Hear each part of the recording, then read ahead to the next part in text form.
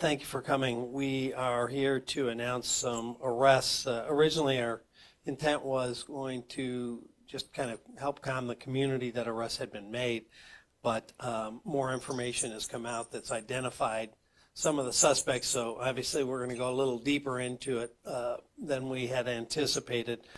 So I'll back up a bit. At about 2017 hours, which is a little after 8 o'clock, on the 13th, we received a 911 call about a business partner had discovered his partner grievously injured, potentially deceased at their business. The business was a marijuana business. Deputies arrived, observed the victim lying face down, and obviously began their investigation. Once it was determined he was not able to be revived, medical attention was given to him, and it was confirmed that he was deceased.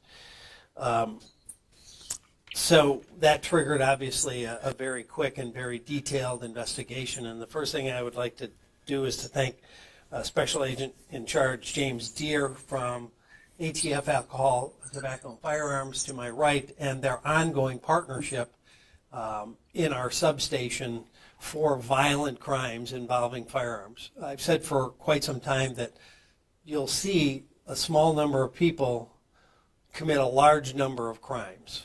And that's often what we see. And with their partnership, we target those folks that have committed violent crimes and try to hold them accountable and try to get them serious penalties to keep them off the street, because we've seen the tragic outcome when that doesn't happen with our own murdered Deputy Reckling and other cases where you've seen violent offenders back out in a position to hurt other people, including the individual on Christmas Eve who had been recently let out and then murdered a woman and shot others on Christmas Eve. So thank you, Special Agent in Charge Deere, for the partnership with ATF on this and other cases. So again, specific to this case, the Pontiac substation, who I'm going to brag on for a second, I think their clearance rate is probably preeminent in the country on homicides. They do such an amazing job, and they do it so quickly. I think all but one of last year has already been charged. Every homicide. One homicide's one too many, but every homicide, save one, and that's still under investigation, has already had individuals charged with those homicides. So they've been identified and charged. And in this particular case, they were starting pretty much from ground zero. They had masked individuals, gloved individuals that had burst into this business. And as they burst into the business, they basically executed the owner. They shot him in the head, then zip-tied him, and then put a bag over his head. And so obviously a cautionary tale to marijuana businesses, because they're in the business of two things that are valuable to criminals, both cash, which at this particular location didn't have, but oftentimes they do, like at a dispensary. So you got cash and drugs. In this situation, they did not obtain money, but we think they took probably in the area of 50 pounds of marijuana. So the forensic team went out with our detectives and the responding deputies, and they worked very quickly. They did have security footage. They had a vehicle, but it didn't have plates that were visible, and so they were kind of working, behind the eight ball. But they worked very quickly, used investigative techniques, which I won't disclose because we like to catch people, and we don't want them to adapt and evolve. But suffice to say, they were able to get a lot of information very, very quickly. Turns out that the suspects, or at least one of the suspects involved in this, had met the owners at Hash Bash in Ann Arbor and had talked about some kind of interaction, some kind of business dealing. And that's where they originally met. And so one individual was let into the building, and as he was leaving, the others burst in that were masked up and gloved up at the time of the crime. So as I said, they pushed in, immediately shot and killed the owner, zip-tied him, and then put a bag over his head. were able to take a fair amount, obviously a sizable amount of marijuana, and then flee again with their plates obscured and with vehicles that were kind of generic descriptions. But through great investigative work, great partnerships, they were able to track the individuals to Ohio in a relatively short time frame, and they were able to identify potential suspects. And working with the partners of, in addition to ATF Detroit, ATF Cincinnati Police Department, our fugitive apprehension team, with our substation and the Cincinnati Crime Gun Intelligence Center, probably over 50 law enforcement personnel in a relatively short, I think, time period, were able to move all these parts together, track individuals to Ohio, and now have taken 3 suspects into custody. We're continuing the investigation to determine if if there's other involvement and to what extent, and if they are also eligible, and if so, for charges, what charges. So it's an ongoing thing since it's happened obviously very quickly. Search warrants have been served at multiple locations in Ohio where we have recovered evidence. So far, we have recovered 3 guns, one of which matches the caliber of a weapon that was, we believe, was a caliber used on scene at the murder, a .45 caliber handgun. So we have casings on scene and a .45 caliber handgun in custody in Ohio, and that obviously will get the next steps to determine if it's a match. So again, great work. 3 people we believe very much to be our suspects in custody. I think they've been named by the prosecutor, so we'll show their pictures when this is over. But again, I'd like to thank our partners. Special Agent Deere, you want to say anything? Sure. I think this case represents how law enforcement is supposed to work. We had a horrific crime in the community by offenders not from this community who came up here with the sole intent to rob these folks and kill them. This is what they did. And this partnership makes sense because ATF is laser focused on identifying violent crime that is facilitated through illegal firearms. And in this instance, they're all convicted felons. They were armed, and they are prohibited. We will potentially seek a petite policy waiver on this, which is they can charge, everybody charged in the state will follow through with federal charges. Because this type of crime is not acceptable in this community. In the state of Michigan, it's not in the country, it's not acceptable.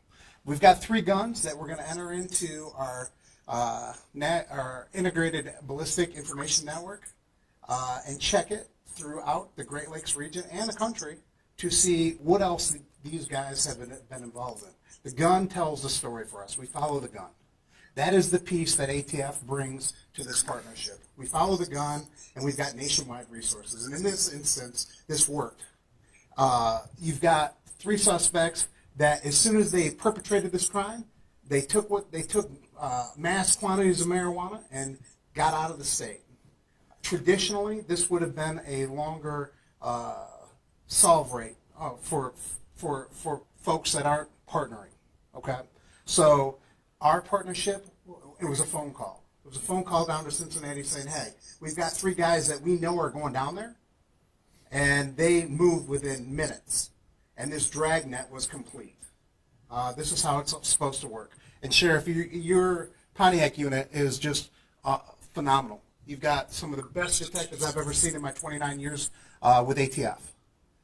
They are phenomenal. They move with a purpose. And this partnership's not about mass incarceration, right? It's about targeting the small percentage of the population that is coming to Oakland County and committing crime. These folks are typically from Detroit, and they're finding their way up here, or they're typically from the Detroit metro area. And they find their way up here, and they commit crime. We've seen it time and time again. We've got a gentleman. I say gentleman. We got an individual. I would call him a predator that targeted somebody else. Christopher Bay. That is another example of this task force working for the community. And this is an example, sir, of your leadership with your detectives and with this partnership. This partnership was your idea, and it has bared fruit for the community that we all serve, and it's been phenomenal. I couldn't thank you. Yeah, and I'll put an exclamation point on that partnership. You know, if you also remember the splash pad shooting, quick partnership with the ATF on that helped us immediately determine who owned that firearm, and they quickly got to that residence, found the suspect vehicle, and surrounded it. And, you know, in my opinion, that may not have been the end of the day for him. Yeah, as I said, there was an AR platform rifle on the kitchen table, but he had already been hard locked down in that residence and wasn't able to go back out. Because in the first shooting at the splash pad, he had 2 handguns. But he also had an AR platform weapon on the kitchen table, and I don't think that was for a breakfast accompaniment. I think that was for future activity. And by that quick partnership, identifying who owned that firearm that had been found at the scene of shooting number 1, putting a rapid perimeter on that home, that situation was contained. So this partnership has worked time and time again, and I appreciate it. And it, you know, again, one homicide's one too many, but we think every time this partnership kicks into gear, it often prevents other homicides that are going to happen. And, you know, I'll go over it again.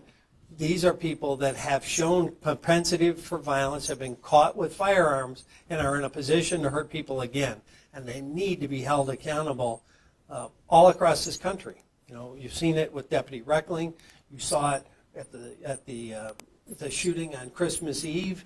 You see it in this case, convicted felons with guns. Michigan State University shooter had been caught with a gun and pled down and was able to go get another gun. If you're caught carrying and using a gun illegally, there needs to be real and serious consequences. And we continue to see that fallout. And all we have seen out of Lansing and Washington typically is, how do we get more people out of prison? I'm good with letting people out of prison that are nonviolent offenders. I don't want them in my jail. I don't think they need to be in prison if you're a nonviolent offender. But if you're an offender that's caught carrying and using a gun illegally, you need to feel the full weight of the law, and that is still not happening across this country or this state. So, and the last thing that I'll mention before I take questions is the family is obviously terribly distraught, and they're asking the media not contact them as they try to process what has happened to their family. Yes?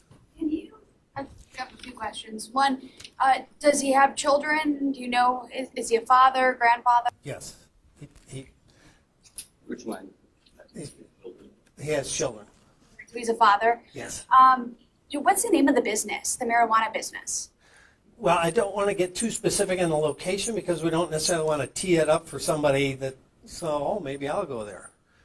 Well, we have the, okay. What kind of business was So it? it was a marijuana grow operation.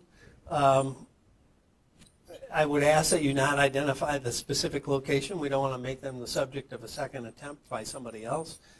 You know the area in which it's in, but again, it's a cautionary tale to anybody, you know, in any business, obviously, to be aware of your circumstances, surroundings, and security, but especially in the marijuana business. Before it was all made legal here, I was seeing other states that had it legal and seeing how often those licensed facilities were being victimized by criminality because they can steal the product as well as cash. So, you know, a cautionary tale to folks that are licensed in this business in the state, you may want to up your game with your security protocols. Sure. Sheriff, can you say if this is a legal marijuana business? This is licensed by the city. At this point, quite frankly, we've not been able to get an answer from the state on its status on that level, but it is licensed by the city. 50 pounds of marijuana, is that an acceptable amount at a That's what is estimated to have been taken. All of that's part of the investigation. Last question. Do you believe that this was a targeted attack, or could there be others, in the works? Yeah, we very much believe it was targeted at this facility, at this individual, because they had encountered him at the hash bash and, did this preparatory thing, I think, primarily to set them up. Yes. You mentioned they weren't from here, the suspects. Were they from Cincinnati then? Ohio, yes. And then as far as can you kind of elaborate on what their previous convictions may have been? I think you said they're all convicted felons, is that correct? And was that case is in Michigan, or was that outside of Michigan? They're convicted felons. Are they in Michigan or is it Ohio? Okay. And it's a litany of offenses that they all have been convicted of, from drugs to gun possession to, just a litany of things. Do you have an estimated monetary value of the 50 pounds stolen? What that could be? We can ask an expert what it is, for a facility these days, what 50 pounds would mean monetarily, but, that's been low on our priority list so far, catching the folks that did it, and anybody else that may be involved, that's going to be our priority, and then we'll obviously fill in some of these blanks. But it appears, at least to the suspects, that monetary value was worth, they were going into murder. It wasn't like a robbery gone wrong. You believe they were planning on killing him the whole time? I don't know what their plan was, but I can tell you within the first 10 seconds of coming in the door, he was shot in the face. Pretty violent offense. You shoot somebody in the face, you mean it. So I believe the press release from the prosecutor's office said something about a struggle. Was there some sort of struggle to your knowledge of? Yeah, as soon as they came in the door, there was a brief struggle, and he was shot. 10 seconds is all it took. It was super brief. I mean, if it wasn't 10 seconds, it may have been less, or it may have been 5 seconds more. It wasn't much of a difference. And another quick clarifying question. Do you know if the firearm was a stolen firearm or? That's still a work in process, and it still has to be matched. As I said, there were 3 weapons that were taken in custody with the 3 different arrests, and one matches the caliber. We'll have to determine if it matches the casings in the actual crime. You mentioned there may be other suspects. Do you have any idea how many? We're just going to take this where it goes. Who else knew about it? What was their involvement? We feel very confident of the 3 we have, that they were all in that building. So were there only 3 other men in the building at the same time? I'm not going to get too deep into the details, but we feel very confident all 3 of these are very much involved. And I'll actually show you the pictures. Can I ask one more question too? Yeah. Were there more than 3 men that entered the building?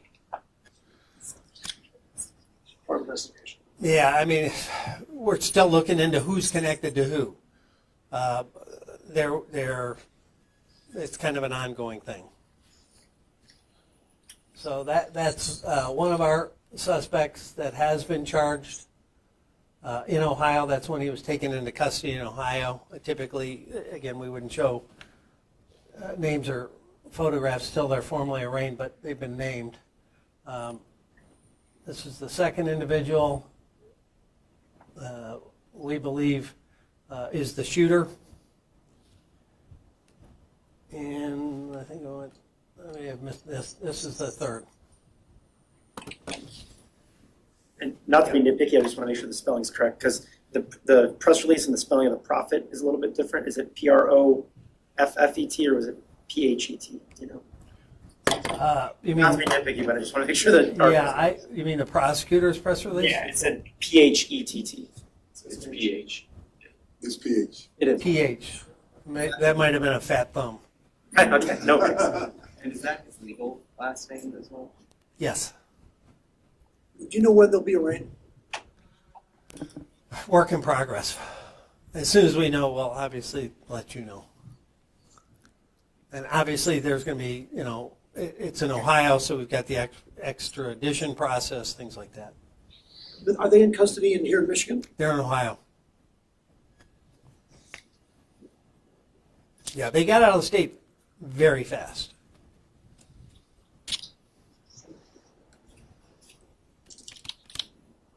Thank you. Thank you.